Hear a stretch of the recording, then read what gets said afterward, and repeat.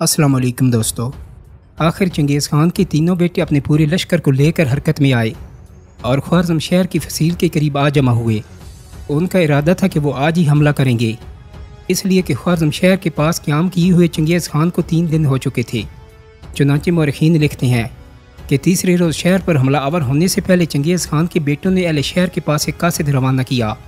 कि वो मज़ीद मुज़ाहमत से बाज आ जाएँ और शहर के दरवाज़े खोल दें, लेकिन बकौल मौरख़ीन किसी ने मंगोलों की इस बात पर कान ना धरा। आखिर मंगोलों ने अपने हमलों की इब्तिदा कर ही दी और शहर के इर्द गिर्द ऊंचे मकामात पर उन्होंने मंजनीक़ें नस्ब करना शुरू कर दी। चूँकि पत्थर ख्वारज़म शहर के इर्द गिर्द दस्तियाब नहीं थे, इसलिए एक पहाड़ी जो शहर से काफ़ी दूर वाक़या थी, तो उससे ये पत्थर बैलगाड़ियों और छकड़ों के ज़रिए लाए गए। नीज़ शहर के इर्द गिर्द तूत के दरख्तों की बहुतात थी, तो उन सब को काट कर पानी में डाल दिया गया ताकि उनकी लकड़ी और भारी हो जाए, और फिर पानी से निकाल कर उनके टुकड़े बना लिए गए ताकि उन्हें मंजनीकों में रख कर शहर में फेंका जा सके। दोस्तों, दूसरी तरफ शहर का हाकिम खुमरतगीन, कि जिसे लोगों ने एक तरह से अपना कायम मकाम हुक्मरान बना लिया था, मौरख़ीन लिखते हैं कि जब उसने मंगोलों के ये अंदाज़ देखे तो सख्त घबराया। उधर मंगोलों ने भी अहले शहर को संभलने का मौका ना दिया। पत्थरों के अलावा आतशी गोले भी फेंके गए कि जिससे शहर में जा बजा आग लग गई। दोस्तों, अहले शहर तो जान तोड़ कर लड़ रहे थे, लेकिन उस वक्त दरवाज़ों पर काबिज़ मंगोलों को ख्याल आया कि अगरचे शहर में आग लग जाने से अहले शहर बेबस होकर ज़रूर हथियार डाल देंगे, लेकिन ख़ुद उन्हें ये नुकसान होगा कि वो माले गनीमत से महरूम रह जाएंगे। चुनांचे आतिश की गोलों को फेंकना रोक दिया गया। दूसरी तरफ चंगेज़ खान ने यह काम भी किया कि हज़ारों मंगोल लश्करियों पर मुश्तमिल एक हिस्सा उसने अलग कर लिया और उन्हें हुक्म दिया कि वह दरियाए आमू के किनारे जाकर दरिया के अंदर पत्थर फेंकना शुरू कर दें, ताकि जब दरिया के अंदर पत्थरों की एक दीवार बन जाए तो पानी बाहर निकल कर ख्वारज़म शहर का रुख करे। और अगर ऐसा हो गया तो फिर इनका काम और आसान हो जाएगा, क्योंकि फसीले शहर में शगाफ पड़ जाने से अहलियान शहर की मुज़ाहमत ख़त्म हो जाएगी। मौरख़ीन लिखते हैं कि अहले शहर भी इससे गाफिल ना थे। वो मंगोलों की सारी कार्रवाइयों को बंदज़र गैर देख रहे थे। तो जब शहर के हाकिम खुमरतगीन ने देखा कि मंगोल दरियाए आमू का रुख तब्दील करके ख्वारज़म की तरफ करने लगे हैं ताकि पानी ख्वारज़म की फसीलों के पास और उसके साथ से गुजरे और जिससे फसील को नुकसान हो और मंगोल आसानी से शहर में दाखिल होकर शहर को फतह कर लें, तो खुमरतगीन ने मंगोलों की ये सारी मनसूबाबंदी एक तेज़ रफ्तार कासिद के ज़रिए निज़ामुद्दीन तक पहुँचा दी। दोस्तों, जिस रोज़ चंगेज़ खान के लश्कर के एक हिस्से ने दरियाए आमू के अंदर पत्थर फेंक कर दरिया का रुख मोड़ते हुए पानी के बहाव को ख्वारज़म शहर की तरफ मोड़ना था, उससे पहले ही रात को निज़ामुद्दीन और आरिज़ ग़ज़नी दोनों अपने छोटे सालारों के साथ बैठे किसी अहम मसला पर गुफ्तगू कर रहे थे कि ख्वारज़म शहर के हाकिम खुमरतगीन का कासिदान पहुँचा। जब निज़ामुद्दीन और आरिज़ ग़ज़नी को इसकी आमद की इतला की गई तो दोनों ने फ़ौरन इसे बुला लिया। चुनांचे कासिद उस जगह आया कि जहाँ निज़ामुद्दीन और आरिज़ ग़ज़नी अपने सालारों के साथ बैठे थे। निज़ामुद्दीन ने उसे अपने पहलू में बिठाया और फिर बड़ी शफ़क़त से उसकी तरफ देखते हुए कहने लगा, मेरे अज़ीज़ भाई, तू ख्वारज़म के हाकिम खुमरतगीन की तरफ से हमारे लिए क्या पैगाम लेकर आया है? इस पर आने वाले उस कासिद ने अपने होंठों पर ज़बान फेरी और फिर कहने लगा, खुमरतगीन ने मुझे आपके नाम ये पैगाम देकर भेजा है कि कल पहले ही पैर मंगोलों का एक लश्कर के जिस जगह आपने घात लगा रखी है, इसके बिल्कुल सीध में शुमाल में दरिया आमों में पत्थर फेंक कर दरिया का रुख ख्वारज़म शहर की तरफ मोड़ने की कोशिश करेगा, ताकि पानी के बहाव की वजह से ख्वारज़म शहर की फसील गिर जाए और मंगोल आसानी से शहर को फतह करने में कामयाब हो जाएं। खुमरतगीन चाहता है कि,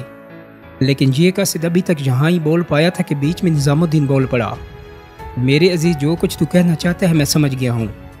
तू यकीनन ये कहेगा कि खुमरतगीन ये चाहता है कि हम उस लश्कर पर हमला आवर हों कि जो दरियाए आमू के अंदर पत्थर फेंक कर उसका रुख मोड़ने की कोशिश करेगा। तो वापस जाकर खुमरतगीन से कहो कि वो बिल्कुल मुतमईन रहे। चंगेज़ खान का जो भी लश्कर इन इलाकों की तरफ आएगा कि पत्थर फेंक कर दरिया का रुख मोड़ दे, इनमें से कोई भी बचकर जिंदा सलामत वापस नहीं जाएगा। इस पर वो कासिद जवाब में कुछ कहना चाहता था कि एक छोटा सा लार बड़ी तेज़ी से चलता हुआ निज़ामुद्दीन के पास आया और कहने लगा, अमीर बरगा खान नाम के किसी शख्स का कोई नुमाइंदा आपसे मिलकर कुछ कहना चाहता है। दोस्तों, बरगा खान का नाम सुनकर निज़ामुद्दीन चौंका और कहने लगा, इस शख्स को फ़ौरन ही मेरे पास लेकर आओ। तो इस पर वो छोटा सा लार पीछे हट गया। इसके जाने के बाद खुमरतगीन का कासिद अपनी जगह से उठा और निज़ामुद्दीन को मुखातिब करके कहने लगा, अमीर, मुझे जाने की इजाज़त दे दें, मैं यहाँ पर रुकूंगा नहीं, इसलिए कि खुमरतगीन ने मुझे कहा था कि मैं आज रात ही वापस आकर यह पैगाम पहुँचाने की उसे इतला कर दूँ دوستو نظام الدین اپنی جگہ پر سے اٹھ کھڑا ہوا اور اس کے دیکھتے ہی عارض غزنی بھی اٹھ کھڑا ہوا۔ دونوں اس قاصد سے گلے ملے، پھر اسے الوداع کہا اور وہ قاصد وہاں سے رخصت ہو گیا۔ تھوڑی دیر بعد چھوٹا سالار ایک شخص کو لے کر آیا۔ وہ تاجود قبیلے کے سردار برگا خان کا آدمی تھا اور اس کا تعلق بھی تاجود قبیلے سے تھا۔ یہاں سے خمرتگین کا قاصد اٹھ کے گیا تھا۔ نظام الدین نے برگا خان کے قاصد کو اسی جگہ پر بٹھا دیا اور پھر بڑی شفقت سے اسے مخاطب کر کے کہنے لگا، میرے بھائی کیا تو برگا خان کی طرف سے کوئی پیغام لے کر آیا ہے؟ اس پر وہ شخص بولا اور کہنے لگا، محترم کوشان خان، ہمارے سردار برگا خان کو اپنے ان ساتھیوں کے ذریعے جو اس نے جگہ جگہ پھیلا رکھی ہیں،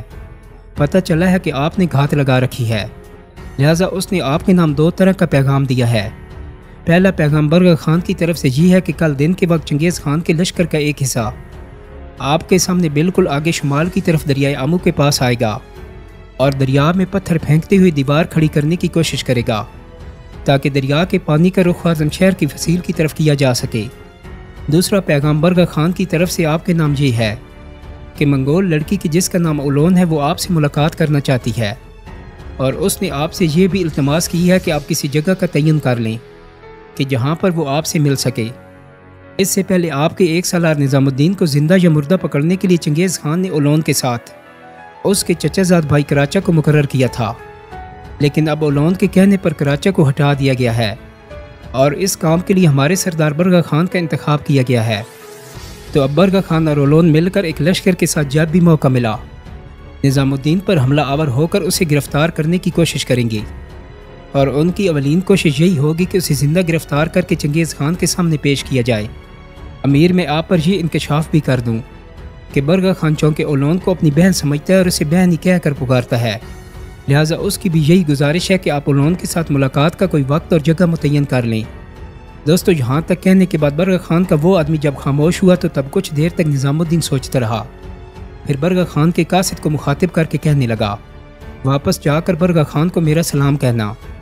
برگا خان میرا بھائی ہے، میں اس کی عزت اور اس کا احترام کرتا ہوں، اور جہاں تک اولون کا تعلق ہے تو واپس جا کر اس لڑکی سے کہنا کہ دنیا میں اگر کوئی ایسی چیز ہے کہ جس سے میں انتہائی قابل نفرت خیال کرتا ہوں تو وہ اولون نامی یہی لڑکی ہے۔ میرا اس سے کیا تعلق ہے کہ میں اس سے ملاقات کے لیے وقت اور جگہ کا تعین کروں؟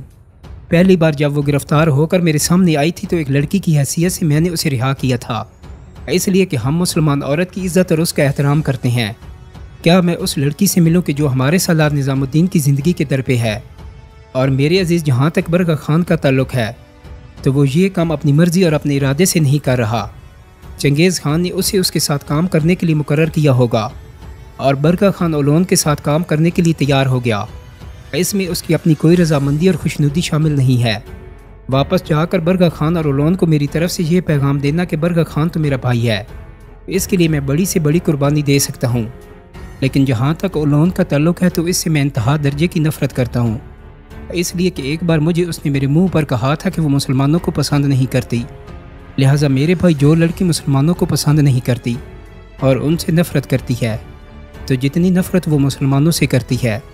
تو اس سے 100 گنا زیادہ نفرت میں اس لڑکی سے کرتا ہوں، لہٰذا اس لڑکی کے نام خصوصیت کے ساتھ جو پیغام تم لے کر جاؤ گے وہ یہ کہ اسے بتانا کہ میری نگاہوں میں اس کی کوئی حیثیت کوئی وقت نہیں۔ یہاں تک کہنے کے بعد نظام الدین رکا، پھر آنے والے اس قاصد کو مخاطب کر کے کہنے لگا، بہار لعنت بھیجو اولون نام کی لڑکی پر، اس سے ہمارا کیا لینا دینا؟ پہلے یہ بتاؤ کہ منگولوں کا جو لشکر دریائے آمو میں پتھر پھینک کر دریا کا رخ خوارزم شہر کی طرف موڑنے کی کوشش کرے گا وہ دریا کے کنارے کتنے دن قیام کرے گا؟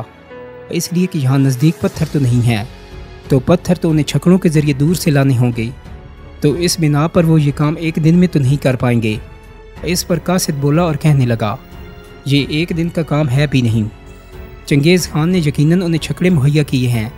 کہ جن کی وجہ سے وہ پہلے بڑے بڑے پتھر چھکڑوں پر لاد کر دریائے آمو کے کنارے ڈھیر کرتے رہیں گے اور پھر کنارے کے پاس بڑے بڑے پتھر رکھ کر ایک دیوار بناتے جائیں گے، اور اس دیوار کی سطح پانی سے تھوڑی اونچی رکھی جائے گی، اور اس کے بعد اسی دیوار پر چلتے ہوئے